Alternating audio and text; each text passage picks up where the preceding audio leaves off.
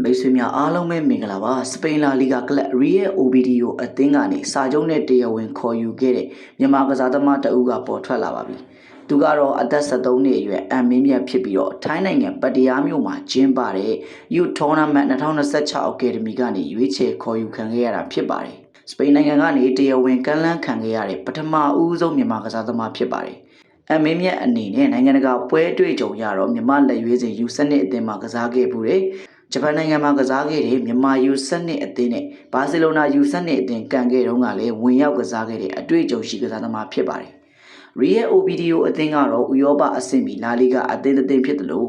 အဆင့်မီလေ့ကျင့်ရေးကွင်းတွေဖွဲ့စည်းပုံတွေနဲ့တမိုင်းကြောင်းကောင်းတဲ့အသင်းပါမြန်မာကစားသမားလေးတဦးအနေနဲ့ဒီလိုအခွင့်အရေးကိုအမိရစုပ်ကိုင်ပြီးတော့ဥရောပမှာလာမယ့်10စုနှစ်အတွင်းဘယ်လောက်ထိခီးရအောင်မလဲအောင်မြင်မှုတွေဘယ်လိုရရှိနိုင်မလဲဆိုတာကျွန်တော်တို့ဆက်လက်စောင့်ကြည့်အောင်ခင်ဗျာအဆုံးထိနားဆင်ပြီးတဲ့မိတ်ဆွေများအားလုံးကျေးဇူးတင်ပါတယ်အေးချမ်းတဲ့နေ့လေးပိုင်ဆိုင်နိုင်ပါစေခင်ဗျာ